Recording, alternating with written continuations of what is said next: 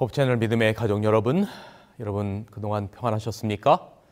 오늘은 요한복음에 나타난 7가지의 표적 중 5번째 표적으로 요한복음 6장에 기록된 오병이어의 표적을 살피겠습니다. 지난 시간 말씀드린 것처럼 요한복음 6장에는 2가지의 표적이 있습니다. 지난 시간에 살핀 물 건너는 표적과 바로 오병이어의 표적입니다. 예수님께서 물고기 2마리와 떡 5개로 5,000명을 먹이신 그 오병이어의 사건은 마태, 마가, 누가, 요한, 사복음서 모두에 기록되어 있습니다.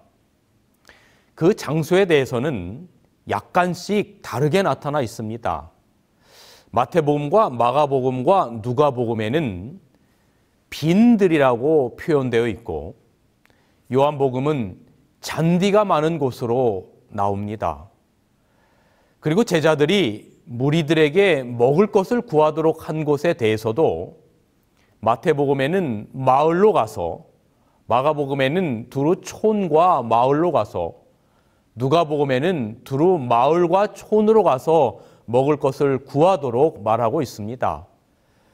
그러니까 요한복음 6장에 오병이어의 이 기적의 배경이 되는 것을 우리가 마태, 마가, 누가, 요한, 사복음서를 통합해 보면 바로 이 기적을 베푸신 곳은 잔디가 있는 들판이고 그리고 마을과 촌으로부터 떨어진 곳임을 우리는 알 수 있습니다. 같은 내용을 기록한 마태복음 14장에 보면 예수님께서 빈들에 가시는 것을 알고 수많은 마을로부터 5,000명 이상의 사람들이 몰려들었습니다. 마태복음 14장 14절에 보면 예수께서 큰 무리를 보시고 라고 표현하고 있습니다. 많은 무리들이 예수님께 모여든 것입니다. 그리고 뭐라고 기록하고 있는가 하면 불쌍히 여기사라고 기록하고 있습니다. 이 많이 모인 이 무리들을 쉬려고 하는데 귀찮게 구는 존재로 여긴 것이 아니라 베데스다 연못에 38년 된 병자를 보고 고치셨던 그 아버지의 마음으로 그들의 아픔을 같은 아픔으로 느끼고 눈물샘이 터진 그 마음을 가지시고 모여든 큰 무리를 불쌍히 여기시며 그들을 구원해야 할 존재로 보신 겁니다. 때는 늦은 오후 저녁 때가 다 되어갑니다. 먹을 것이 없었습니다. 제자들은 참 난감합니다. 이들에게서 빵을 사서 먹이려면 그 돈이 얼마나 듭니까? 그때 안드레가 예수님께 말합니다. 요한복음 6장 9절에 여기 한 아이가 있어 보리떡 5개와 물고기 2마리를 가졌나이다. 사람들에게 그 어린아이가 가진 그 보잘것없는 그 음식들을 나누어 줍니다. 그런데 이상한 일이 벌어지죠. 주어도 줄지 않는 겁니다. 결국 5,000명을 먹이고 12바구니의 떡이 남습니다. 여러분, 그동안 제가 요한복음에 나타나는 표적들을 함께 살피면서 계속해서 강조드리는 것처럼 요한복음에 나타나는 이 표적들은 그 표적 자체가 목적이 아니고 그 표적이 보이려고 하는 그 궁극적인 목적이 있는 것입니다. 오병이어의 기적도 역시 미러클이 아니라 그런 의미에서 사인인 것입니다. 이 사건을 통해서 예수님께서 보여주시고자 하는 사인이 거기에 있는 겁니다. 여기 그 목적을 요한복음 6장 14절에 이렇게 설명하고 있습니다. 그 사람들이 예수의 행하신 이 표적을 보고 말하되 이는 참으로 세상에 오실 그 선지자라 하더라. 오병이어의 사건은 주님이 의도적으로 보여주신 것입니다. 예수님이 오병이어를 포함한 많은 이적을 베푸신 것은 그분이 누구신지를 사람들에게 보여주기 위함이었습니다. 그것은 바로 주님이 창조주요 그리스도 기름 부음을 받은 자라고 하는 것을 보여주는 것입니다. 요한복음 6장에 주님이 5,000명을 먹이신 그 떡의 의미가 무엇인가? 4절에 보면 유대인의 명절인 유월절이 가까운지라라고 기록하고 있습니다. 여러분, 예수님이 AD 27년 가을에 침례를 받으시고 AD 31년에 유월절에 십자가에서 돌아가실 때까지 4번의 유월절이 있는데, 지지난 시간에 살펴본 베데스다의 연못의 표적은 2번째 유월절, 즉 AD 29년의 유월절이었고, 오늘은 예수님 공생의 기간에 당한 3번째 유월절, AD 30년에 있었던 유월절임을 생각하시면 되겠습니다. 그러니까 오늘 요한복음 6장에 AD 30년의 유월절의 오병이어의 기적 사건으로부터 1년이 지나면 1년 후에 다니엘서에 예언된 대로 AD 31년 유월절 어린 양으로 예수님께서 돌아가시기 바로 1년 전의 일임을 기억하시면 되겠습니다.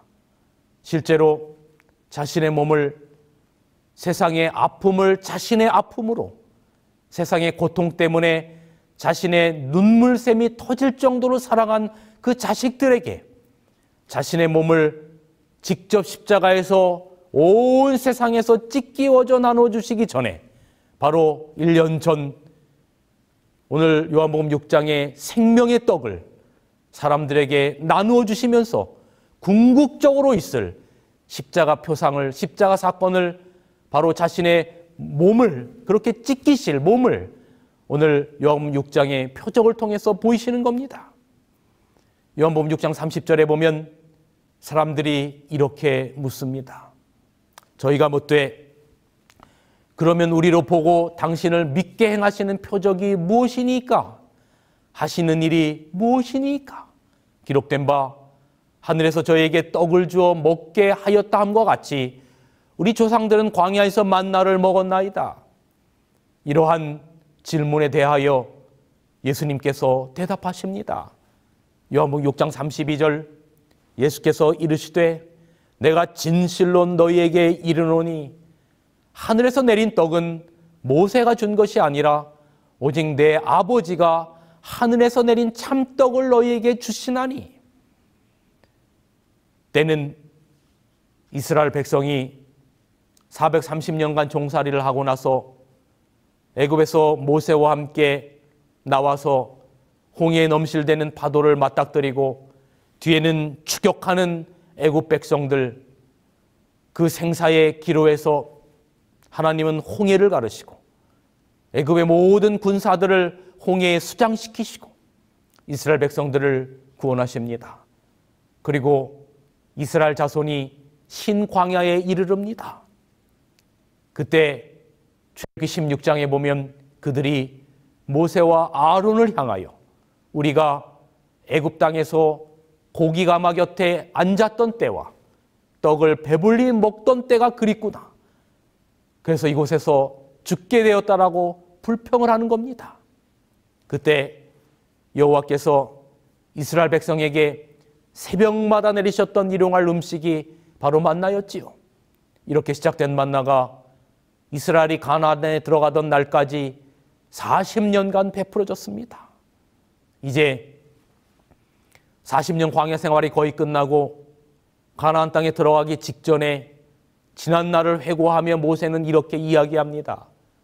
신명기 8장 3절, 너도 알지 못하며 내 열조도 알지 못하던 만나를 내게 먹이신 것은 사람이 떡으로만 살 것이 아니요 여호와의 입에서 나오는 모든 말씀으로 사는 줄을 너희로 알게 하려 하심이라. 이 말씀을 공생의 초기 광야에서 굶주린 예수님께 사단이 와서 돌을 떡덩이로 만들어 먹으라는 유혹에 예수님께서 바로 이 신명기 8장 3절의 말씀을 인용하시며 말씀하시지요. 예수께서 대답하여 가라사대 기록되었으되 사람이 떡으로만 살 것이 아니요 하나님의 입으로 나오는 모든 말씀으로 살 것이니라 하였느니라. 광야 40년 동안 만나의 사건은 굶주린 백성들의 배를 채우는 것만이 목적이 아니라 그들의 시선을 이 육신의 만나를 통하여 영원한 만나이신 생명의 떡이신 그리스도를 보게 하는 것이 바로 광야 40년의 만나 사건의 궁극적인 목적이 있다 하겠습니다. 그런데 이스라엘 백성들은 영원한 생명의 떡이신 그리스도를 보지 못했던 겁니다. 그래서 그들은 예수 그리스도 없이 광야에서 죽게 된 겁니다. 오늘 우리의 삶 속에서 우리가 보아야 할 궁극은 무엇입니까? 오늘 우리의 삶 속에서 우리가 바라보며 우리가 추구해야 될 인생의 궁극적인 목적은 무엇입니까? 그것은 밥도 아니요, 떡도 아니요, 고기도 아니요, 바로 생명의 떡이신 예수 그리스도인 것입니다. 우리가 지난 2년 이상의 시간 동안 코로나 상황에서 너무나 고통스럽고 힘겨운 인생의 생채기들을 남기며 살아왔습니다. 아직도 끝나지 않은 진행형 가운데 있습니다. 이러한 때에 우리가 보아야 할 것은 도대체 무엇입니까? 우리의 인생의 궁극적인 목적이 밥입니까? 떡입니까? 고기입니까? 아니면 우리를 괴롭히는 코로나입니까? 무엇입니까? 우리 그리스도인들이 오늘 우리의 삶 가운데 궁극적으로 가져야 될 생명의 떡, 바로 예수 그리스도가 우리의 인생의 영원한 양식이 되어야 하는 겁니다. 주식이 아니고 로또가 아니요, 바로 예수 그리스도셔야 되는 겁니다. 자, 그러면 오늘의 오병이어의 기적도 굶주린 백성들의 배를 채우는 것이 주된 목적이 아니라는 것입니다. 정말 그럴까요? 보겠습니다.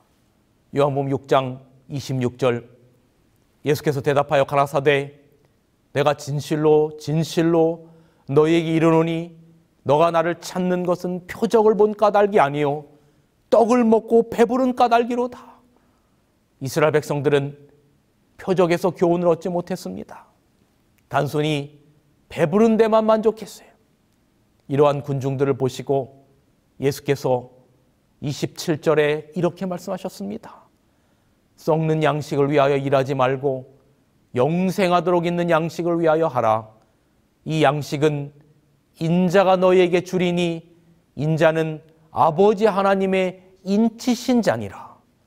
여기 주님께서 오병이어의 기적을 통하여 사람들에게 궁극적으로 드러내시고 싶으셨던 것이 바로 먹고 금방 소화되고 또다시 배고프게 될 썩을 양식이 목적이 아니고 썩지 아니할 하나님께서 인치신 예수님께서 주시는 그 양식을 언급하시는 겁니다.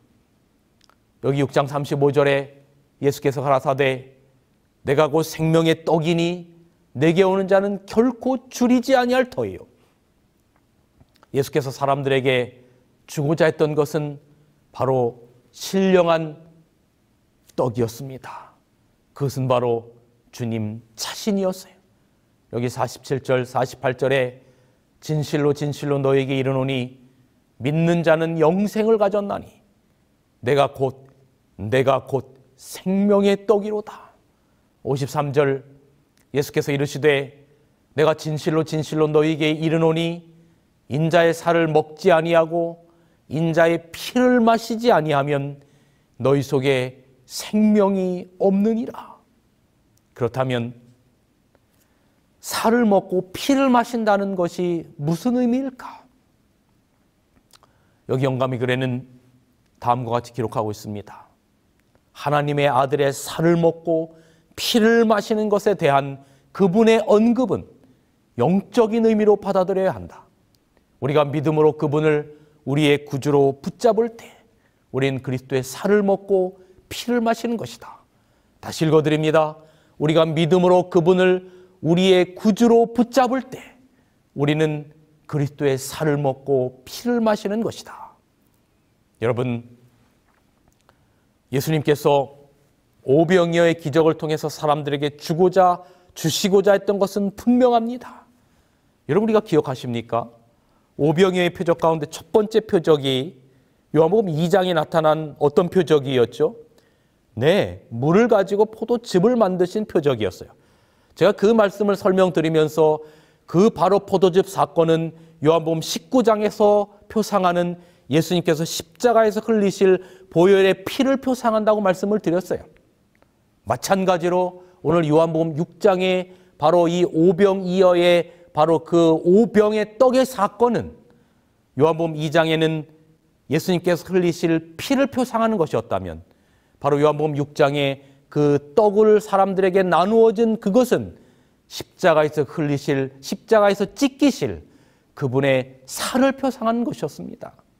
물론 예수님께서 육신이 연약한 그 군중들, 굶주린 군중들에게 관심을 가지셨고 그들의 육신의 배고픔에 대한 긍휼히 여기심이 있으셨습니다.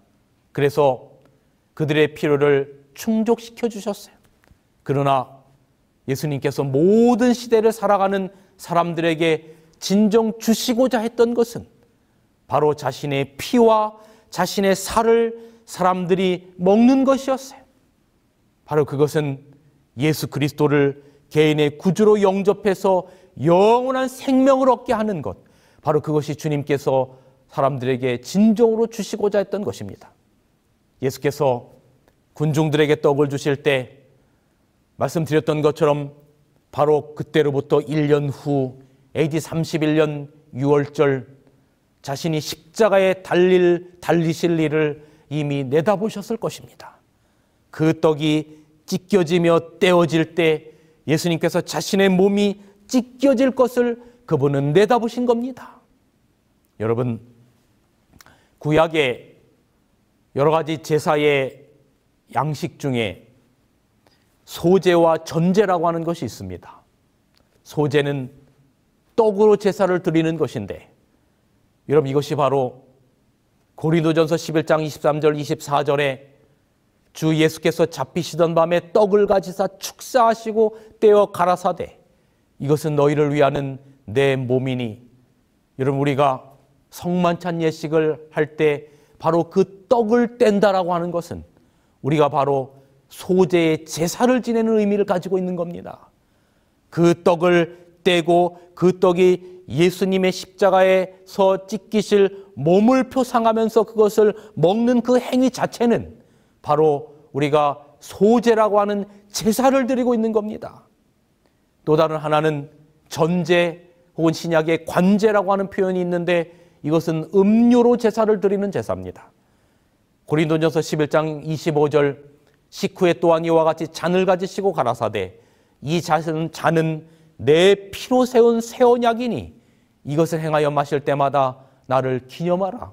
여러분, 그러므로 요한복음 2장의 포도즙을 만든 사건은 바로 예수님의 흘리실 피의 전제를 표상하는 의미이고, 오늘 요한복음 6장의 오병이어의 기적을 통해서 떡을 떼면서 사람들에게 나누어 준 사건은 바로 예수님께서 찢기실 몸을 표상하는 소제의 의미를 가지고 있는 것입니다.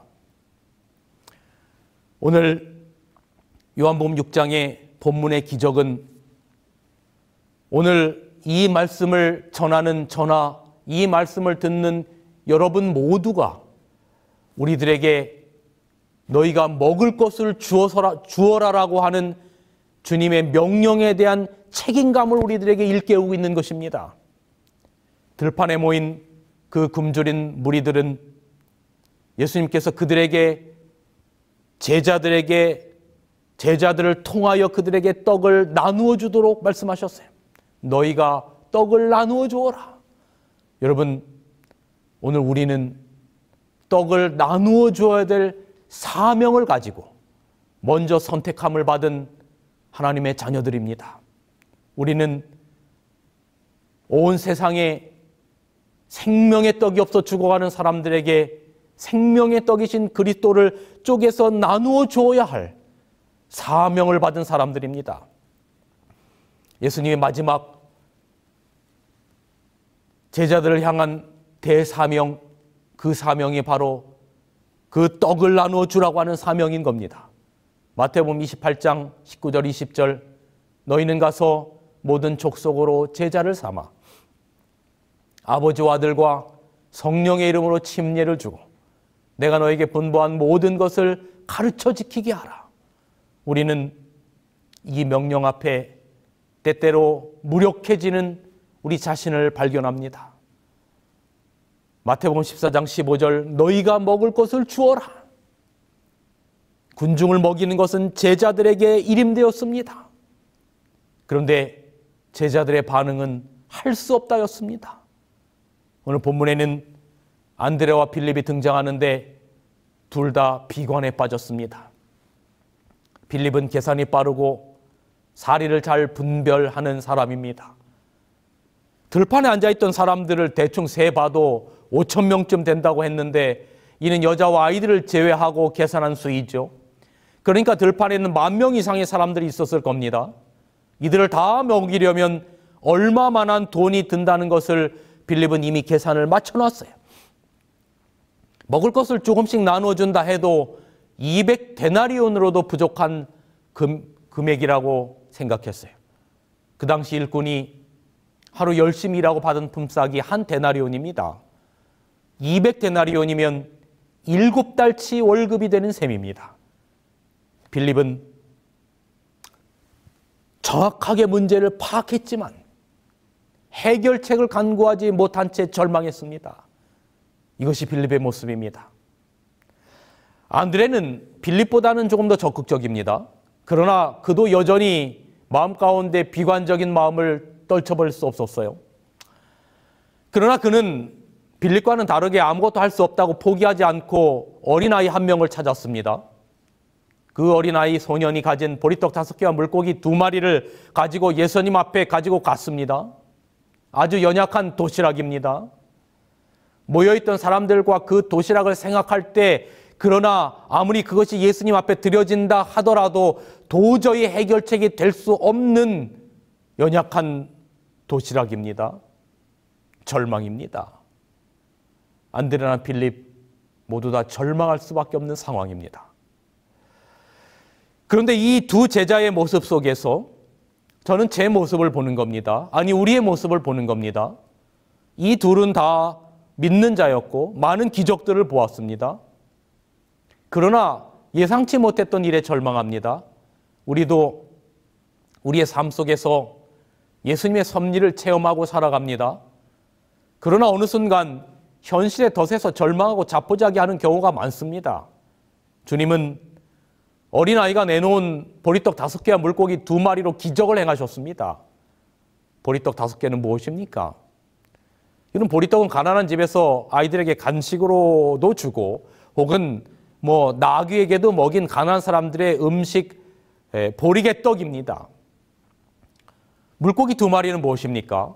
물고기로 번역된 이 옵사리오는 소금에 절인 물고기를 뜻하는 말로서 가난한 자의 주식입니다. 낚시꾼들이 낚시를 하다가 큰 고기가 잡히면 바구니에 담아가지고 오지만 작은 고기는 다시 물속에 넣어주지 않습니까?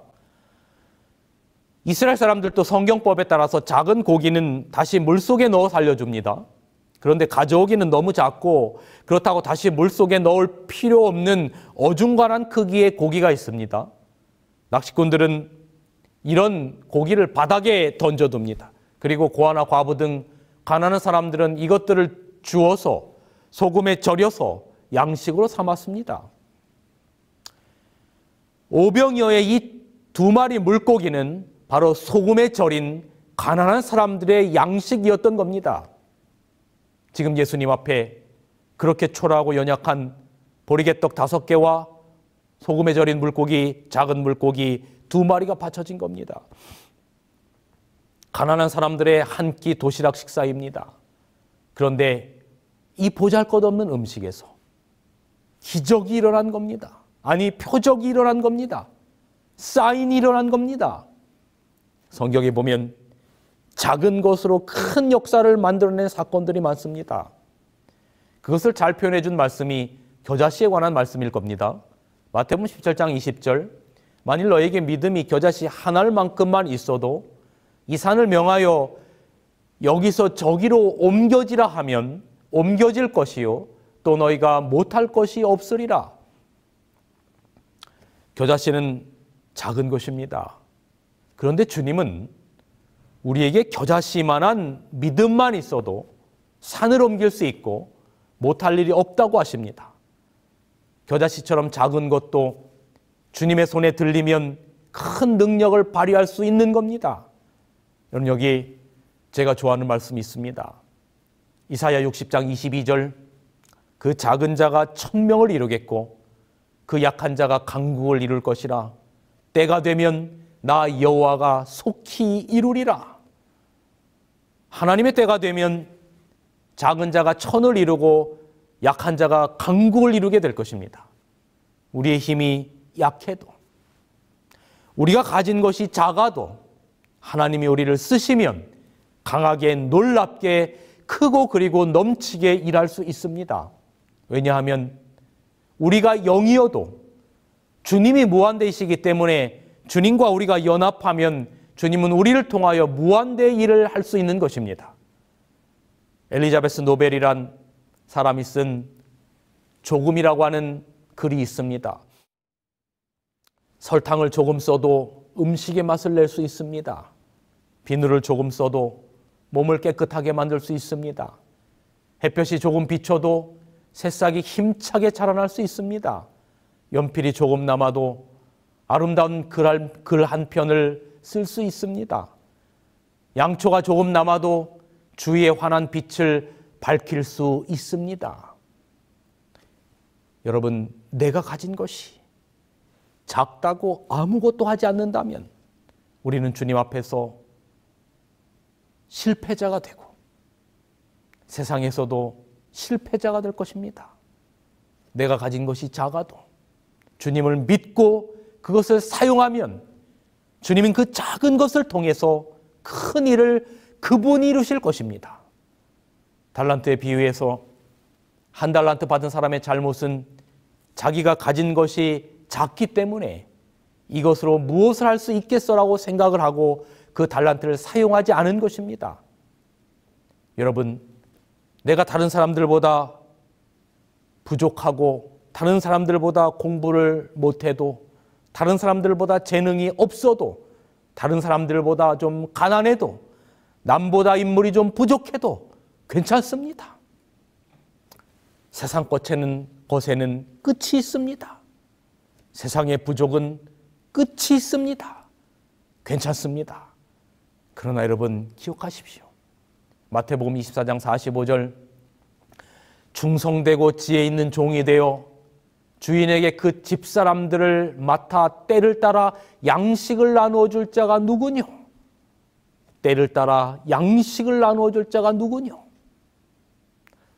사람들이 육신에 속한 양식을 먹일 때는 예수님을 구름대처럼 따랐습니다. 그런데 예수님 본인이 하늘에서 내려온 산떡이라고 했을 때, 여러분, 이 엄중한 생명에 관련된 말씀을 하실 때 사람들이 어떻게 했는 줄 아십니까? 요한복음 6장 66절에 제자 중에 많은 사람들이 물러가고 다시는 그와 함께 다니지 아니하더라. 여러분, 육신의 떡 풍성한 제공을 받았을 때는 함께했던 사람들이 영적인 떡을 나눠주려고 하자 다 물러가고 다시는 함께하지 아니하였다.